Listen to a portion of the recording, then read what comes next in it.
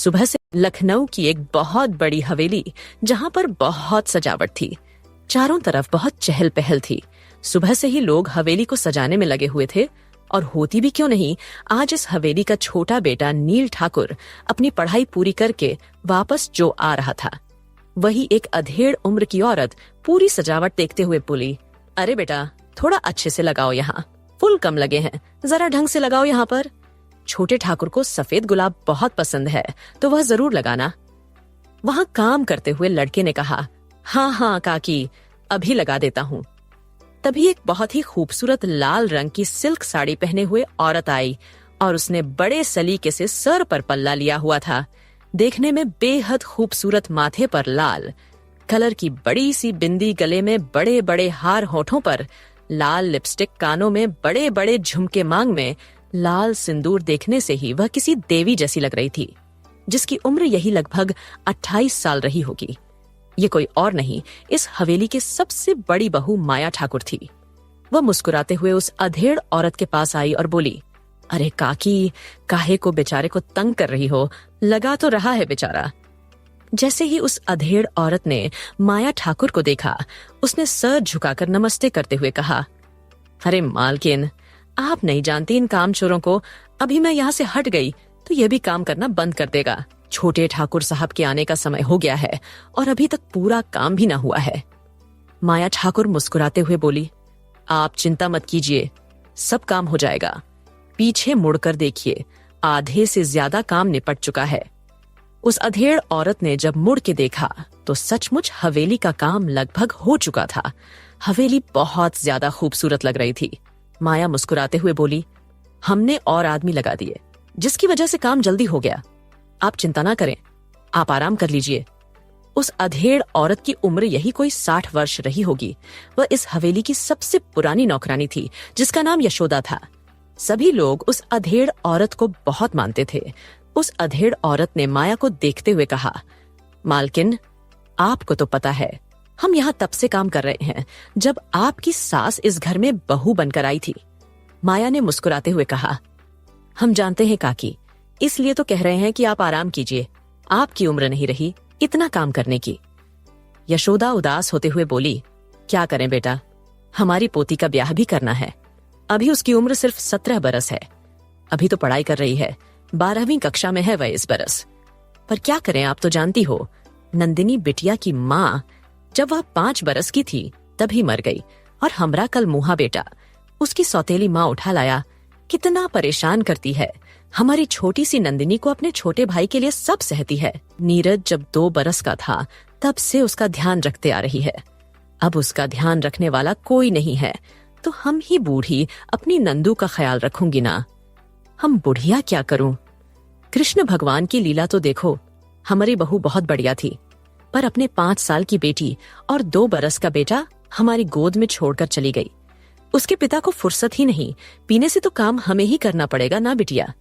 हमारी नंदिनी बहुत प्यारी है, बड़ी चुलबुली और बड़ी नटखट है। वह तो घर से बाहर निकलती है तो उपद्रव मचाई रहती है, पर हम उसे कभी कुछ कहते नहीं हैं। ऊ का है ना, उसको घर में हर वक्त मार पिटाई ही सहना पड़ता है, इसलिए जब हम यहाँ आते हैं तो उसे कॉलेज भेज देते हैं ताकि खुश रह सके। अरे, उसकी सौतेली माँ बिंदु का बस चलता तो वह उसे कॉलेज भी न जाने देती। वह तो हमारी वजह से कॉलेज जाती है, थोड़ा खुश रहती है तो हमें भी अच्छा लगता है। माया बड़े ध्यान से यशोदा की बातें सुन रही थी। माया मुस्कुराते हुए बोली, अच्छा, क्या हम मिल सकते हैं आपकी नंदिनी से? आपने कभी हमें मिलवाया नहीं उससे। अरे बिटिया, कब मिलाए, सवेरे से दोपहर तक कॉलेज रहता है। सवेरे 4 बजे उठकर सारा काम करके जाती है हमारी नंदिनी। दोपहर को आने के बाद बर्तन पड़े रहते हैं। बिंदु तो मांजती है, नहीं तो वही करती है। फिर सांझ को खाना बनाती है और उसी बीच कहीं यहाँ वहाँ अपनी सहेलियों के साथ हंसी थी टोली कर लेती है। बिंदु को आप नहीं जानती हैं, बहुत अत्याचार करती है हमारी नंदू पर। हमारी नंदू उस पर भी खुश रहती है, कुछ नहीं कहती, सब सह लेती है। और जब तक हम जाते हैं तब तक रात हो जाती है तो सो जाती है। हम भी कहाँ ठीक से उससे मिल पाते हैं। सवेरे उठते हैं तो वह कॉलेज जा चुकी होती है या फिर खाना बनाने में परेशान रहती है। उसके बाद हम यहाँ चले आते हैं। सांझ को जब घर पहुंचते हैं तब तक वह खाना बनाकर हमें खिलाकर सो जाती है और नीरज को भी खिला देती है, और उस बिंदु की बिटिया जो है रोशनी को भी खिलाकर सुलाती है। माया मुस्कुराते हुए बोली, ठीक है काकी, लेकिन अगली बार जब आना तो उसे जरूर लेकर आना, और आप 1-2 दिन आराम कर लीजिए घर में। यशोदा मुस्कुराते हुए बोली, ठीक है, कल ही ले आऊंगी उसे। माया ने कहा, ठीक है काकी, अब आप जाइए, आराम कीजिए। अम्मा जी आई तो आपको इस तरह काम करते देखेंगे तो इन सारे काम करने वालों की क्लास लग जाएगी। यशोदा मुस्कुराते हुए अपना पसीना पोंछी और नौकरों के कमरे की तरफ चली गई। वहीं दूसरी तरफ गांव में एक लड़की पगडंडी पर दौड़े जा रही थी। खूबसूरत गहरी भूरी आंखें, आंखों की बड़ी बड़ी पलकें, गोरा दूधिया रंग, खूबसूरत लंबे गोल्डन कलर के बाल जो उसकी कमर के नीचे तक थे, पतली कमर जैसी कोई एंजेल, दुबली पतली सी, पर कपड़े पुराने दुर्रानी थोड़ी फटे हुए, पर उसमें भी वह बेहद खूबसूरत लग रही थी, मानो जैसे भगवान ने कोई अप्सरा धरती पर भेज दिया हो। पूरे गांव के लड़कों की नजर उस खूबसूरत लड़की पर रहती, पर वह लड़की अलहड़ सी अपने में ही मस्त रहने वाले कभी किसी की तरफ नहीं देखती। उसे अपनी मर्यादा पता थी, पर उतनी ही बदमाश और शैतान। वह भागते हुए खेतों के मेड़ से नदी के पास पहुंची और अपनी सहेली फुलवा को चिढ़ाते हुए बोली, ए फुलवा, तुमको बताते हैं हम। फुलवा जो उसके पीछे पीछे दौड़कर हाँफ रही थी, नंदिनी को देखते हुए बोली, देखो नंदू, अगर तुमने हमारा कॉपी नहीं दिया तो हम जाकर तुम्हारी माँ बिंदु से शिकायत कर देंगे। बिंदु का नाम सुनते ही नंदिनी के चेहरे पर से हंसी गायब हो गई और उसने जल्दी से फुलवा को उसकी कॉपी दे दी। फुलवा को एहसास हुआ कि उसने गलती कर दिया। फुलवा कान पकड़ते हुए बोली, अरे माफ कर दे, हमने गलती से तेरी चुड़ैल माँ का नाम ले लिया। नंदिनी ने एक नजर फुलवा को देखा और कहा, कोई बात नहीं, माँ तो माँ होती है ना, वह चाहे जैसी भी हो। तभी नंदिनी को कुछ गाड़ियां आती नजर आई। नंदिनी ने गाड़ी देखते हुए कहा, ए फुलवा, ये कौन आ रहा है रे, इतनी सारी गाड़ियां। फुलवा ने मुस्कुराते हुए कहा, लगता है छोटे ठाकुर आ गए हैं। दोनों पेड़ के पीछे छिपकर गाड़ियों को देखने लगे। तभी नंदिनी की नजर एक छोटे से कुत्ते पर गई जो गाड़ियां के कुछ दूरी पर बैठा हुआ था। नंदिनी ने एक नजर उन गाड़ियों को देखा और फुलवा से कहा, अरे फुलवा, देख जरा, इतनी सारी गाड़ी आ रही है और वह छोटा सा कुत्ते का बच्चा वहां बैठा हुआ है। कहीं ऐसा ना हो कि उस कुत्ते के बच्चे को चोट लग जाए। फुलवा ने भी बड़े ध्यान से देखा, कहा, अरे हाँ नंदू, तू सही कह रही है। नंदिनी मुस्कुराते हुए बोली, हमारे पास एक बहुत ढांसू आइडिया है उस कुत्ते को बचाने का। वह क्या है ना, हम सामने नहीं जा सकते ना, नहीं तो दादी हमको बहुत डांटेगी। दादी कहती है गांव के लड़कों से और ऐसे शहरी बाबू से दूर रहना चाहिए, वरना हमें कोई उठा ले जाएगा। वह क्या है ना, दादी कहती, हम बहुत सुंदर दिखते, बिल्कुल अपनी अम्मा जैसे, इसलिए तो दादी हमें हमेशा गुस्सा करती है। फुलवा मुस्कुराते हुए बोली, वह तो सही कहती है दादी, तू है ही इतनी सुंदर की जो देखे तुझ पर लड्डू हो जाए। नंदिनी ने मुस्कुराते हुए फुलवा से कहा, अरे यह सब छोड़, चल उस कुत्ते के बच्चे को बचाते हैं। तभी उसे सामने से लाखन की बहुत सारी भेड़ बकरियां दिखाई दी। उसने जल्दी से लाखन के हाथ से उसका डंडा लिया और सारी भेड़ बकरियों को रोड पर भेज दिया। जैसे ही भेड़ बकरियों की भीड़ दिखाई दी, सारी गाड़ियां एक के बाद एक रुक गई। नंदिनी और फुलवा एक पेड़ के पीछे छुप गए और गाड़ियों को रुकते हुए देखने लगी। तभी उस गाड़ी में से एक ड्राइवर बाहर आया और गुस्से में चिल्लाते हुए बोला, ये किसका भेड़ बकरी है, भाई हटाओ, छोटे मालिक को देरी हो रहा है। छोटे मालिक का नाम सुनते ही नंदिनी और फुलवा एक दूसरे को देखने लगे। फुलवा ने नंदिनी को देखते हुए कहा, नंदू, हमें छोटे मालिक को देखना है। सुना है बड़े ही रौबदार दिखाई देते हैं, बहुत ही सुंदर है, एकदम हीरो की तरह। नंदिनी ने फुलवा से कहा, ठीक है, हमें भी देखना है। दादी ने बताया था कि बचपन में छोटे मालिक को दादी खिलाती थी। तभी ड्राइवर चिल्ला ही रहा था कि लाखन दौड़ते हुए आया और बोला, अरे भैया, ये हमार बकरी है, इस सब नंदू की गलती है। वह हमारी भेड़ बकरी को खेत में से यहाँ रोड पर डंडा मार मार के भेज दी। ड्राइवर गुस्से में लाखन को चिल्लाने लगा। तभी कार में से नील ठाकुर बाहर निकला। उसने एक व्हाइट कलर का शर्ट पहना हुआ था और ब्लैक कलर का पैंट पहना था, जिसमें वह बेहद हैंडसम दिख रहा था और आंखों पर गॉगल लगाया हुआ था। बाहर निकल के नील ने ड्राइवर को डांटते हुए कहा, अरे इसमें उसकी क्या गलती है, वह बेजुबान जानवर है, वह तो रोड पर आ ही जाएंगे ना। ड्राइवर ने नील की तरफ देखते हुए कहा, छोटे मालिक, वह लाखन की गलती नहीं है, वह हमारे गांव की एक लड़की है। नंदिनी बहुत बदमाश है, उसी ने इसे रोड पर भेज दिया। जैसे ही नंदिनी ने अपना नाम सुना, वह आंखें फाड़े फुलवा को देखते हुए बोली, यह ड्राइवर चाचा तो हमारा ही नाम हाले रहे हैं, अब हम क्या करें। इतना कहकर नंदिनी फुलवा को देखने लगी। तभी उस ड्राइवर चाचा की आवाज आई। नील ने ड्राइवर को देखते हुए कहा, बुलाओ उस लड़की को। ड्राइवर ने आवाज लगाते हुए कहा, नंदिनी, नंदिनी, यहां आओ, छोटे मालिक तुम्हें बुला रहे हैं। जैसे ही नंदिनी ने अपना नाम सुना, वह डर के मारे फुलवा को देखते हुए बोली, हम भला करने गए और हमारे साथ ही बुरा हो गया, चल फुलवा भागते हैं यहां से। इतना कहकर नंदिनी ने पेड़ की ओट से जाकर जैसे ही नंदिनी ने पेड़ के वोट से जाकर नील की नजर नंदिनी की खूबसूरत आंखों पर गई।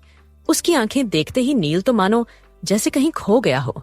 नंदिनी ने अपनी पलकें झपकाई और वह दोनों भागने लगे। तभी नील को होश आया और उसकी नजर भागते हुए नंदिनी पर पड़ी। नंदिनी जो उसकी तरफ देखते हुए भाग ही रही थी, तभी अचानक उसका पैर एक पत्थर से टकराया और वह धम्म से नीचे गिरी। नील की नजर तो नंदिनी पर जैसे ठहर ही गई थी। वह उसे एकटक देखता रह गया। उसे शुद्ध बुद्धि ही नहीं थी कि वह क्या कर रहा है और किस जगह खड़ा है। उसकी नजर नंदिनी से हटी नहीं रही थी। तभी नंदिनी की रोने की आवाज आई, जिससे नील का ध्यान टूटा और नील जल्दी से दौड़ते हुए नंदिनी के पास गया और नंदिनी का पैर पकड़कर बोला, आप ठीक तो है ना, आपको कहीं लगी तो नहीं। नंदिनी अपनी बड़ी बड़ी आंखों में आंसू लिए अपनी पलकें उठाकर नील को देखने लगी। जैसे ही नंदिनी ने अपनी पलकें उठाकर नील को देखा, नील तो जैसे उसकी आंखों में ही डूब गया। वह बस उसे देखता ही रह गया। नंदिनी ने रोते हुए कहा, हमारे पैर में बहुत तेज लगा, देखिए खून भी आ रहा है। नील ने अपनी नजरें उसकी आंखों से हटाकर उसके पैर की तरफ देखा, जहां सचमुच चोट लगा हुआ था।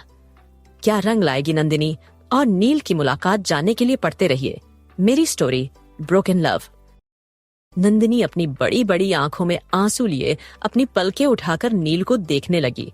जैसे ही नंदिनी ने अपनी पलकें उठाकर नील को देखा, नील तो जैसे उसकी आंखों में ही डूब गया। वह बस उसे देखता ही रह गया। नंदिनी ने रोते हुए कहा, हमारे पैर में बहुत तेज लगा, देखिए खून भी आ रहा है। नील ने अपनी नजरें उसकी आंखों से हटाकर उसके पैर की तरफ देखा, जहां सचमुच चोट लगा हुआ था। अब आगे नील जो नंदिनी का पैर पकड़े उसके चोट को देख रहा था। उसे तो यह भी होश नहीं था कि उसने किसका पैर पकड़ा हुआ है और वह इस गांव का ठाकुर है। तभी ड्राइवर जल्दी से नील के पास आते हुए बोला, अरे छोटे ठाकुर, ये क्या कर रहे हैं, उसके पैरों को हाथ मत लगाइए, आप इस गांव के ठाकुर हैं। नील ने एक नजर ड्राइवर को देखा और कहा, काका हमारी गाड़ी से ऑइंटमेंट लेकर आएंगे। ड्राइवर चिढ़ते हुए कार के पास गया और ऑइंटमेंट निकाल कर लाया। सारे बॉडीगार्ड जो नील की निगरानी के लिए खड़े थे, सब देखकर हैरान थे। सब लोगों में खूसूर फूसूर चालू हो गया था, पर नील को इससे कोई फर्क नहीं पड़ रहा था। वह तो बस नंदिनी के चोट पर मलहम लगा रहा था। नंदिनी मुस्कुराते हुए बोली, आपका बहुत बहुत धन्यवाद, आप बहुत अच्छे हैं। नील नंदिनी को देखा और बोला, अच्छा तो मैं आपको अच्छा लगा। नंदिनी ने बड़ी मासूमियत से अपना सर हाँ में हिला दिया। नील ने बड़े प्यार से नंदिनी को देखते हुए कहा, वैसे आपका नाम क्या है? नंदिनी ने मुस्कुराते हुए कहा, हमारा नाम नंदिनी है, प्यार से हमें सब नंदू कहते हैं। नील मुस्कुराते हुए उसे देखने लगा और बोला, अच्छा तो तुम इसी गांव में रहती हो? नंदिनी अभी कुछ कहने ही जा रही थी कि फुलवा ने कहा, हाँ हाँ जी, इसी गांव में रहती है और यहाँ पास शहर में कॉलेज है, वहीं पढ़ती है। नंदिनी थोड़ी घबरा भी रही थी क्योंकि उसे दादी ने मना किया था किसी से भी बात करने के लिए। नंदिनी ने फुलवा की तरफ देखा और कहा, फुलवा हम चलते हैं यहाँ से। नील ने एक नजर नंदिनी को देखा और कहा, तुम्हारा घर कहाँ है, हम तुम्हें छोड़ देते हैं। ड्राइवर आंखें फाड़े नील को देखने लगा और देखते हुए बोला, अरे ठाकुर साहब आप क्या कर रहे हैं, इसे आप अपनी गाड़ी में बिठाएंगे, बड़े ठाकुर को पता चलेगा तो हम लोगों को जान से ही मार देंगे। नील ने गुस्से भरी नजरों से ड्राइवर को देखा और कहा, काका, क्या वह इंसान नहीं है? क्या आप मेरी गाड़ी में नहीं बैठते? ड्राइवर काका ने नील को देखा और कहा, छोटे ठाकुर, हम आपके ड्राइवर हैं, हम आपका काम करते हैं, इसलिए हमारी मजबूरी है बैठना, पर इस तरह आप किसी को भी नहीं बिठा सकते, वरना बड़े ठाकुर को पता चलेगा तो हमारी जान ले लेंगे। नंदिनी ने नील को देखा और कहा, छोटे ठाकुर, आप रहने दीजिए, हम फुलवा के साथ चले जाएंगे, हमारा घर यही पास में है, आप चिंता मत कीजिए। नील, जो अभी भी नंदिनी के पैरों को पकड़ा हुआ था और अपने एक अंगूठे से उसके पैरों को सहला रहा था। नंदिनी के पैर उसे बहुत ज्यादा सॉफ्ट लग रहे थे, इसीलिए उसने अब तक पैर नहीं छोड़ा था। नंदिनी ने एक नजर नील को देखा और फिर अपने पैरों को देखा और धीरे से अपना पैर खींच लिया। पैर खींचते ही नील नंदिनी की तरफ देखने लगा और हिचकिचाते हुए बोला, वह मैं? अभी नील बोल ही रहा था कि नंदिनी ने एक बार फिर कहा, छोटे ठाकुर, हम जा रहे हैं। और नंदिनी उठने लगी।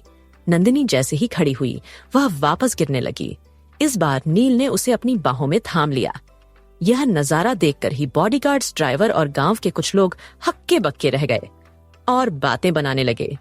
नील, जो नंदिनी की आंखों में खोया हुआ था, नंदिनी ने एक नजर पूरे गांव वालों की तरफ डाला, फिर जो गार्ड्स खड़े थे उन पर और फिर ड्राइवर पर। वह घबराहट में सीधी होते हुए बोली, छोटे ठाकुर, हमें छोड़िए, हमें घर जाना है।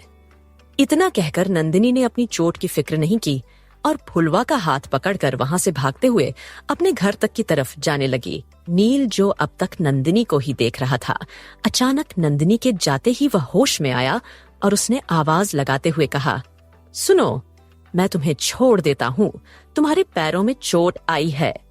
पर नंदिनी ने कुछ नहीं कहा और वह फुलवा के साथ वहां से अपने चोट की परवाह किए बिना भागकर अपने घर की तरफ चली गई। नील मुस्कुराते हुए नंदिनी को देख रहा था। ड्राइवर ने जैसे ही देखा कि नंदिनी चली गई है, उसने राहत की सांस ली, क्योंकि उसे पता था अगर नंदिनी उस गाड़ी में बैठी तो बड़े ठाकुर उसे जान से मार देते। इसलिए वह अंदर ही अंदर खुश हो गया। ड्राइवर ने नील को देखा, जो मुस्कुराते हुए नंदिनी को देख रहा था। ड्राइवर कहीं ना कहीं समझ रहा था कि नील शायद नंदिनी को पसंद करता है, पर वह बहुत अच्छी तरह से जानता था ठाकुर हवेली के बारे में, इसीलिए उसने नील से कहा, छोटे ठाकुर, चले, देर हो रही है, बड़ी ठकुराइन आपका इंतजार कर रही होगी। बड़ी ठकुराइन का नाम सुनते ही नील को याद आया कि उसे घर भी जाना है। नील ने मुस्कुराते हुए ड्राइवर से कहा, हाँ हाँ काका, चलते हैं। इतना कहकर वह कार में जाकर बैठ गया। पूरे रास्ते नील सिर्फ नंदिनी के बारे में सोचता रहा। उसके चेहरे से स्माइल जा ही नहीं रही थी और ड्राइवर काका यह सारी बातें नोटिस कर रहे थे। वह समझाना चाहते थे नील को कि यह ना उनके लिए सही होगा और न ही नंदिनी के लिए, पर क्या करें, वह छोटे ठाकुर को कुछ नहीं कह सकते थे। इसीलिए उन्होंने डिसाइड किया कि वह नंदिनी के घर वालों को समझाएंगे। वहीं दूसरी तरफ ठाकुर हवेली में माया पूरी हवेली की का डेकोरेशन देख रही थी। वह अपने सर के पल्ले को ठीक करते हुए बोली, अब ठीक है, अम्मा जी मंदिर से आएंगे तो देखकर खुश हो जाएंगे कि हमने कितना अच्छा तैयारी किया है। हवेली में और भी लड़कियां थीं जो घर के काम में हाथ बटाती थीं और गांव की कुछ औरतें थीं जो हवेली में काम किया करती थीं। माया ठकुराइन सभी औरतों को उनका काम बता रही थी। तभी गाड़ियों की एक साथ रुकने की आवाज आई, जिसे सुनते ही माया ने जल्दी से अपने सर के पल्ले से अपना चेहरा ढक लिया और बाकी सभी गांव की औरतें भी अपना चेहरा ढकने लगीं।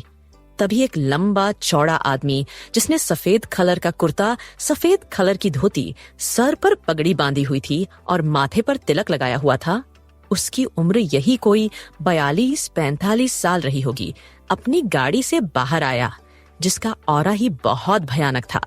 गांव के सभी लोग जो वहां काम कर रहे थे सब खड़े हो गए और सर झुकाकर नमस्ते करने लगे और उस आदमी को रास्ता देने लगे। तभी पीछे से एक औरत दौड़ते हुए आई और रोते हुए चिल्लाकर बोली, अरे तेरा नाश होगा ठाकुर, तूने हमारे पति को मार दिया ना, तेरा कभी भला नहीं होगा, समझा तू। जैसे ही उस आदमी ने, जिसका नाम मयंक ठाकुर था, उसने उस औरत की आवाज सुनी तो उसने अपने सारे आदमियों की तरफ इशारा किया। तभी सारे आदमी उस औरत को पकड़कर कहीं ले जाने लगे। वह औरत रोते हुए बोली, तू मेरे साथ कुछ भी कर ले, तेरा कभी भला नहीं होगा, तेरा नाश होगा, नाश।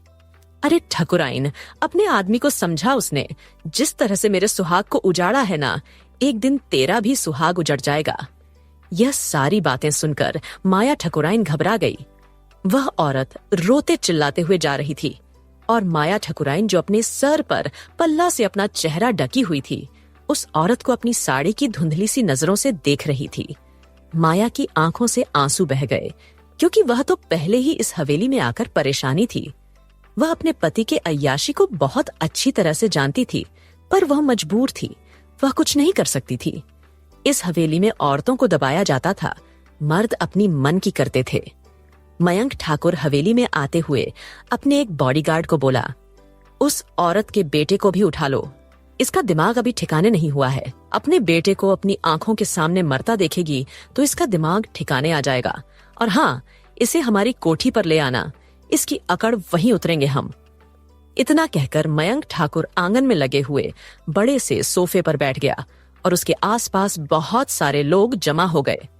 मयंक ठाकुर ने माया को देखते हुए कहा, क्या नील हमारा भाई नहीं आया? माया ने बहुत ही धीरे और आराम से कहा, जी अभी वह रास्ते में है, हमने फोन करके पता किया था। अम्मा कहाँ है और बाबूजी? अम्मा और बाबूजी मंदिर गए हुए हैं, आते ही होंगे। ठीक है, खाना लगाओ, हमारे साथ कुछ मेहमान आए हुए हैं, तब तक नील और अम्मा बाबूजी भी आ जाएंगे। माया ने हाँ में सिर हिलाया और सभी औरतों को वहां से लेकर जाने लगी। उसमें एक लड़की थी जो दिखने में बेहद खूबसूरत थी। उसकी पतली कमर उसके साड़ी के पल्ले से झांक रही थी। मयंक ठाकुर की नजर उस लड़की की कमर पर अटक गई। उसने अपने मूंछों पर ताव देते हुए, मुस्कुराते हुए उसका पर्सनल काम करने वाला आदमी, जिसका नाम यशवंत था, उसे इशारा किया। यशवंत उसकी बात समझ गया और हाँ में सर हिला दिया। माया ठाकुरानी सारी चीज देख रही थी, वह सब जानती थी, पर वह कुछ नहीं कर सकती थी। उसकी आंखों से आंसू अपने आप बेहद गए और वह उन औरतों के साथ अंदर की तरफ चली गई। मयंक ठाकुर दरवाजे की तरफ देखने लगा। वह नील का इंतजार कर रहा था। मयंक ठाकुर नील को बहुत मानता था। मयंक ठाकुर का एक बेटा था जिसका नाम जय था, जो पूरे गांव में गुंडागर्दी करता था और लड़कियों को छेड़ना, किसी भी लड़की को उठा लेना, उसका रेप कर देना और अपनी मनमानी पूरे गांव पर चलाना, यही काम था उसका। उसकी उम्र केवल 19 साल थी और नील की उम्र यही कोई 24 साल रही होगी। नील मयंक का सौतेला भाई था। मयंक ठाकुर की मां के जीते जी ही मयंक ठाकुर के पिता रघुवीर ठाकुर ने एक औरत को रख लिया था और कुछ सालों के बाद ही मयंक ठाकुर की मां इस दुख में चल बसी। पर नील की मां ने मयंक को अपने बेटे की तरह पाला, लेकिन उसे पूरी तरह से बिगाड़ दिया, जिसकी वजह से वह अय्यास हो गया। मयंक ठाकुर का स्वभाव और उसके बेटे यश के स्वभाव से यशोदा बहुत अच्छी तरह से वाकिफ थी, इसलिए वह नंदिनी को कभी भी हवेली नहीं लेकर आई थी और नंदिनी अक्सर गांव के दूसरे साइड ही खेला कूदा करती थी ताकि उसके ऊपर इन लोगों की नजर ना पड़े। पर आज नंदिनी की किस्मत खराब थी, जो नील की नजर उस पर पड़ गई। हालांकि नील अच्छा लड़का था, पर किस्मत में क्या लिखा है यह कोई नहीं जानता है कि आगे क्या होने वाला है। हवेली के दरवाजे पर 2-3 कार आके रुकी, जिसमें से नील बाहर निकाला। मयंक ठाकुर ने जैसे ही नील को देखा, वह मुस्कुराता हुआ हवेली के डोर के पास आया और उसे गले से लगा लिया। हवेली की साइड में खड़ी औरतें नील के ऊपर फूलों की बरसात करने लगी। सभी के चेहरे पर स्माइल थी। माया ठकुराइन आगे बढ़ी और नील की आरती उतारने लगी। आरती उतारते हुए उसने नील को टीका लगाया और फिर हवेली के अंदर आते हुए नील ने कहा, भाभी, माँ, अम्मा कहाँ है? माया ने मुस्कुराते हुए कहा, तुम्हारी अम्मा तुम्हारे लिए मन्नत मांगी थी कि जिस दिन तुम पढ़ाई पूरी करके आओगे उस दिन वह मंदिर जाएंगे। आज वो मंदिर गई हुई है, आती होगी। नील ने मुस्कुराते हुए कहा, अम्मा बिना कुछ भी करती हैं। मयंक ने नील को देखा और कहा, बस अपनी भाभी माँ से ही बात करेगा या हमसे भी कुछ बातें करेगा।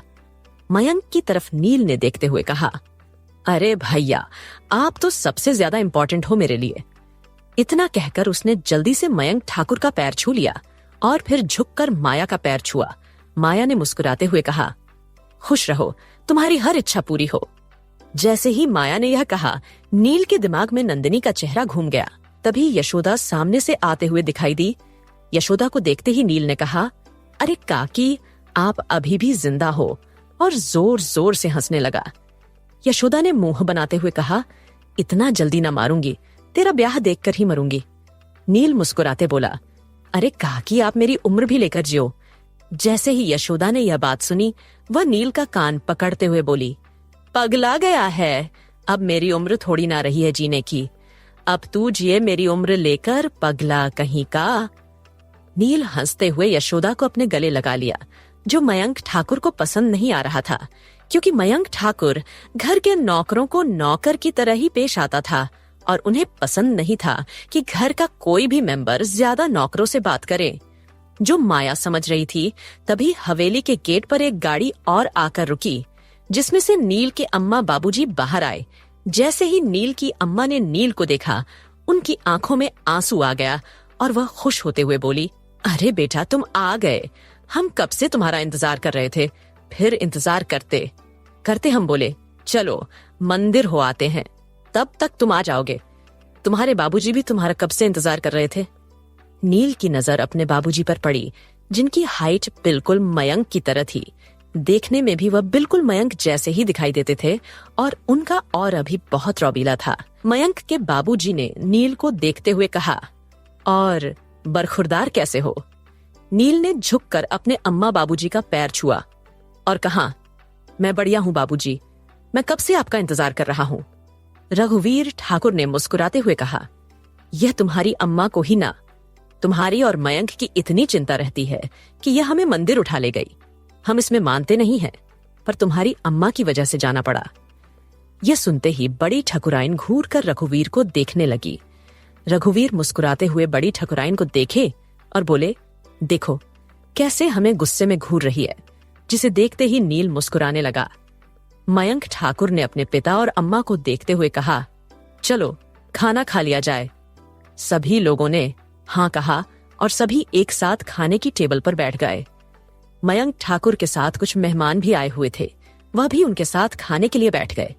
उनमें से कुछ नेता थे। मयंक ठाकुर की पहुंच बहुत ऊपर तक थी, इसलिए लोग उससे और डरते थे। कोई उसको कुछ नहीं बिगाड़ सकता था। यशोदा सभी को देख रही थी। तभी रघुवीर ठाकुर ने मयंक से कहा, मयंक, तुम्हारा बेटा जय कहाँ है। मयंक ठाकुर ने एक नजर अपनी बॉडीगार्ड पर डाला तो बॉडीगार्ड आगे बढ़कर आया और बोला, बड़े ठाकुर जय जय बाबा गए हैं अपने कोलाज। रघुवीर ठाकुर ने हाँ में सर हिला दिया और पूरा परिवार खाने लगा। घर की औरतें बाद में खाना खाती थीं, इसलिए माया खड़ी होकर सभी को खाना परोस रही थी। यशोदा भी उसका हाथ बटा रही थी। आगे की स्टोरी जानने के लिए फिर सुनते रहिए मेरी स्टोरी ब्रोकन लव। आज की स्टोरी कैसी लगी कमेंट बॉक्स में जरूर बताइएगा। यहीं पे कहानी रुक जाए तो मन थोड़ा अटक जाता है ना? बस इसीलिए है हमारा पॉकेट प्रीमियम, ताकि आप सुनो बिना रुकावट के। जहां ये अनलिमिटेड एंटरटेनमेंट आप अभी शुरू कर सकते हो एकदम फ्री 3 दिन के ट्रायल के साथ। ट्रायल के बाद पॉकेट प्रीमियम के साथ आपको मिलेगा हर कहानी में रोज 60 मिनट का एक्स्ट्रा बोनस और पूरा एड फ्री एक्सपीरियंस सिर्फ 129 रुपए महीने में। मतलब रोज के बस 4 रुपए में अनलिमिटेड एंटरटेनमेंट। तो देर किस बात की, कहानियों का असली मजा शुरू कीजिए अभी पॉकेट प्रीमियम के फ्री ट्रायल के साथ। मयंक ठाकुर ने एक नजर अपनी बॉडीगार्ड पर डाला तो बॉडीगार्ड आगे बढ़कर आया और बोला, बड़े ठाकुर जय जय बाबा गए हैं अपने कोलाज। रघुवीर ठाकुर ने हाँ में सर हिला दिया और पूरा परिवार खाने लगा। घर की औरतें बाद में खाना खाती थीं, इसलिए माया खड़ी होकर सभी को खाना परोस रही थी। यशोदा भी उसका हाथ बटा रही थी। अब आगे मयंक ठाकुर ने खाना खाने के बाद रघुवीर को देखते हुए कहा, बाबूजी, हमें बहुत जरूरी काम है, इसलिए हम कोठी पर जा रहे हैं, कल शाम तक ही लौटेंगे। रघुवीर ने एक नजर मयंक को देखा और हाँ में सर हिला दिया। नील ने मयंक को रोकते हुए कहा, पर भैया, मैं तो अभी आया हूं ना, आपने मुझसे बात नहीं किया। बहुत कुछ बताना था आपको। मयंक ठाकुर ने मुस्कुराते हुए कहा, कल मिलता हूं ना, कल बताता हूं, आज बहुत जरूरी काम है, नहीं तो रुक जाता। माया जो चेहरे पर घूंघट ली हुई थी, उसने मन में सोचते हुए कहा, हम बहुत अच्छी तरह से जानते हैं कि आपको कौन सा काम होगा। भगवान उस लड़की और उस औरत को बचा लेना इनसे। फिर उसने मन में सोचते हुए कहा, उस औरत को तो हम नहीं बचा सकते, पर उस लड़की को बचा सकते हैं।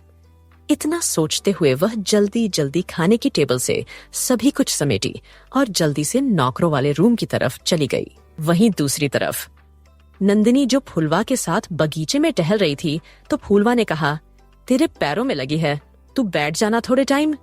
अरे कैसे बैठ जाएं, हमें कल कोलाज का असाइनमेंट जमा करना है और पैर में चोट लग गई है, यह देख हाथों में भी लगी हुई है।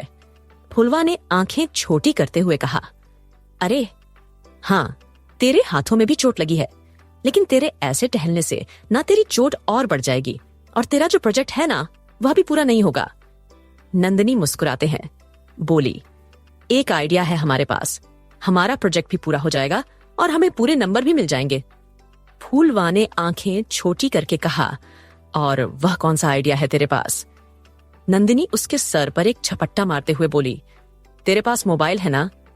फूलवा ने जल्दी से अपने कमर के पास से अपना मोबाइल निकाला और कहा, हाँ ये ले। अच्छा बता, इसमें केवल का नंबर है। फुलवा ने सोचते हुए कहा, केवल का तो नहीं है, पर उसका जो दोस्त है पारस का नंबर है, उसे फोन लगा। वह दोनों एक साथ एक ही हॉस्टल में रहते हैं। फुलवा मुस्कुराते हुए बोली, तू बहुत फायदा उठाती है केवल का।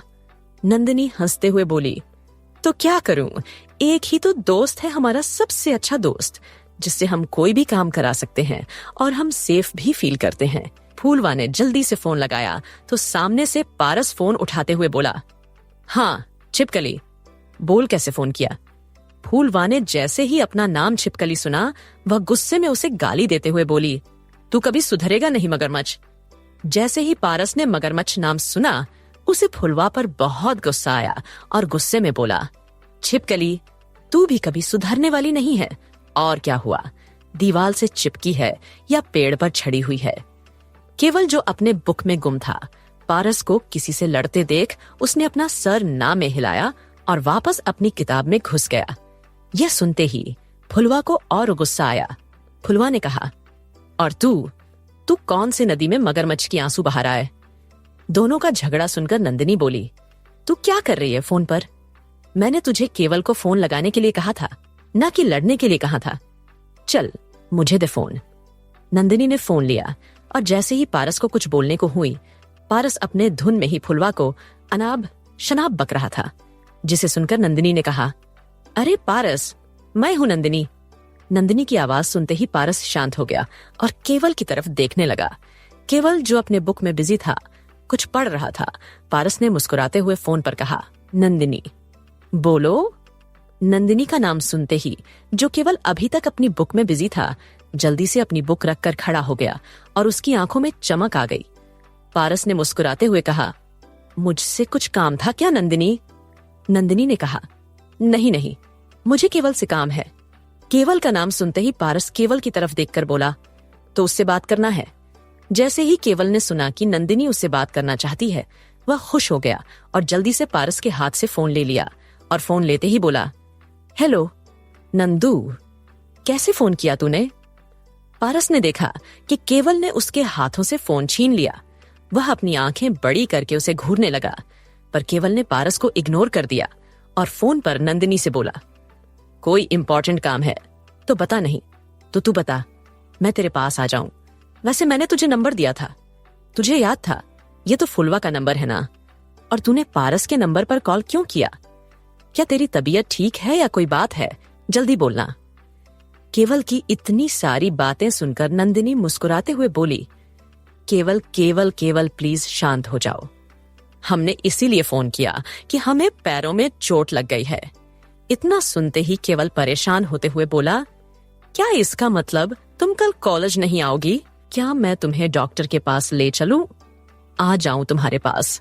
नंदिनी ने उसे शांत कराते हुए कहा, हम आएंगे कॉलेज केवल, लेकिन हमारा ना एक असाइनमेंट है जो कंप्लीट नहीं हुआ है। हम चाहते हैं तुम हमारे क्लास के किसी बच्चे से करवा दो।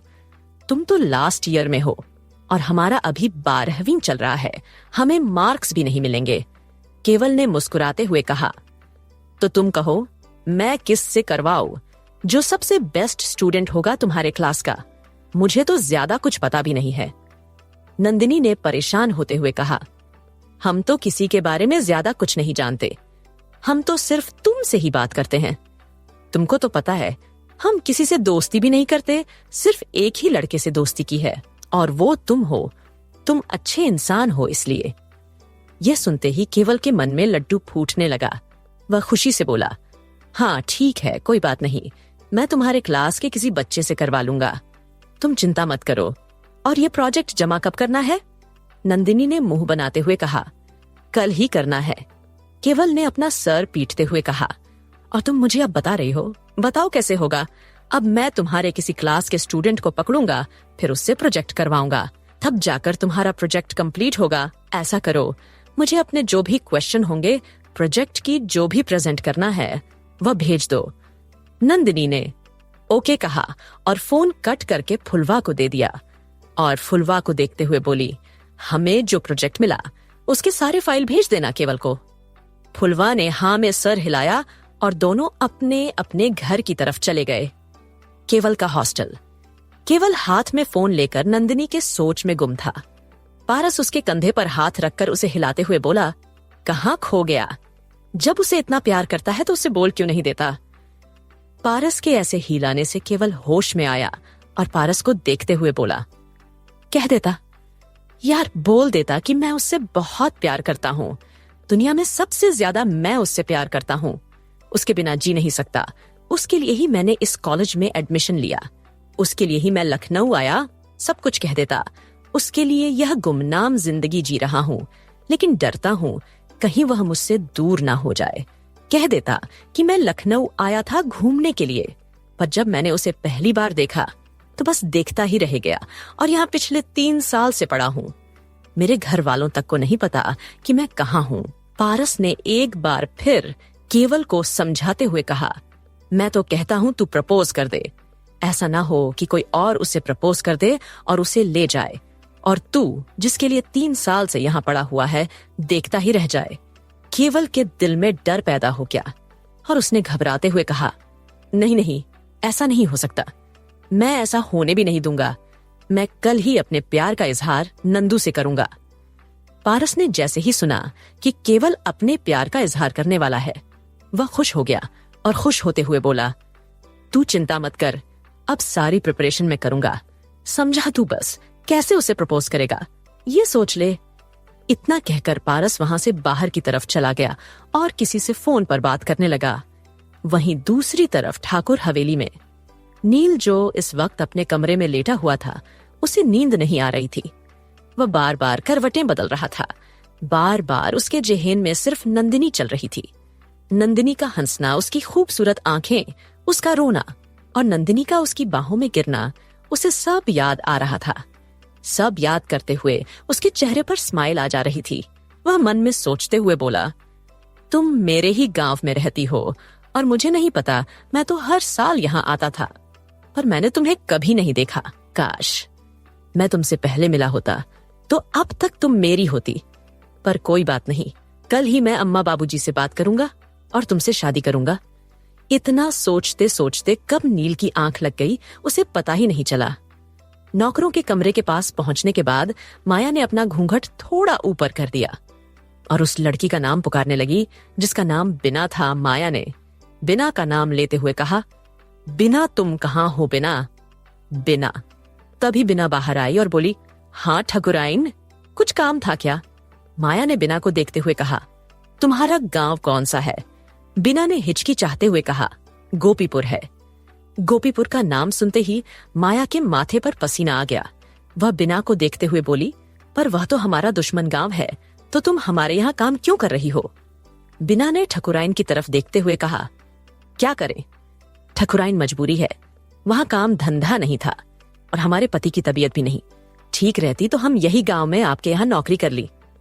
माया ने उसे समझाते हुए कहा, देखो बिना, तुम अभी इसी वक्त तुरंत अपने गांव चली जाओ। बिना हैरान होते हुए बोली, पर क्यों मालकिन, हमसे कोई गलती हो गई है क्या? हम किसी को पता नहीं चलने देंगे कि हम गोपीपुर के हैं। माया ने समझाते हुए कहा, नहीं नहीं, तुमसे कोई गलती नहीं हुई है। हम अभी गाड़ी का बंदोबस्त कर रहे हैं। तुम बस अपने गांव चली जाओ, हम तुम्हें कुछ पैसे दे देते हैं और वापस लौटकर यहाँ मत आना। तुम्हें पता नहीं है, हमारे गांव से और तुम्हारे गांव की बहुत बड़ी दुश्मनी है, वहां के ठाकुरों से और हमारे घर से। हमें नहीं पता था कि तुम उस गांव से हो, नहीं तो हमने तुम्हें कभी काम न दिया होता। बिना गिड़गिड़ाते हुए बोली, पर मालकिन, हमें काम की बहुत ज्यादा जरूरत है। हमारे घर में कोई कमाने वाला नहीं है हमारे सिवा। माया ने बिना को समझाते हुए कहा, तुम चिंता मत करो, हमारी पहचान की तुम्हारे गांव में ही हमारी एक सखी है, हम उससे बात करके तुम्हें काम दिलवा देंगे। अभी के लिए तुम थोड़े से पैसे ले लो, इससे तुम्हारा महीने भर का खर्चा चल जाएगा। बिना ने दोनों हाथ जोड़ते हुए हाँ में सर हिलाया और सामने के रास्ते से जब बाहर जाने लगी तो माया ने उसका हाथ पकड़ा और उसे समझाते हुए कहा, आगे से मत जाओ, पीछे से जाओ, समझी? और अगर तुम्हें किसी ने देख लिया तो यह मत कहना कि मैंने तुम्हें भेजा है। बिना ने हाँ में सर हिलाया और पीछे के रास्ते से जाने लगी। पीछे एक जीप वाला बैठा हुआ था, जिसे शायद माया ने ही कहा था। बिना को गांव छोड़ने के लिए बिना उस जीप में बैठ गई और वहां से निकल गई। जैसे ही बिना वहां से निकली, माया ने राहत की सांस ली। माया मुस्कुराते हुए पलटी तो अपने सामने किसी को देखकर शांत रह गई। उसके माथे से पसीना बहने लगा। किससे देखा है माया ने? क्या माया बचा पाएगी बिना को? क्या केवल अपने प्यार का इजहार कर पाएगा? क्या करेगा नील नंदिनी को पाने के लिए? क्या नील कर लेगा नंदिनी से शादी? अगर आपको इन सारे सवालों का जवाब चाहिए तो पढ़ते रहिए मेरी स्टोरी ब्रोकन लव। बिना ने दोनों हाथ जोड़ते हुए हाँ में सर हिलाया और सामने के रास्ते से जब बाहर जाने लगी तो माया ने उसका हाथ पकड़ा और उसे समझाते हुए कहा, आगे से मत जाओ, पीछे से जाओ, समझी? और अगर तुम्हें किसी ने देख लिया तो यह मत कहना कि मैंने तुम्हें भेजा है। बिना ने हाँ में सर हिलाया और पीछे के रास्ते से जाने लगी। पीछे एक जीप वाला बैठा हुआ था, जिसे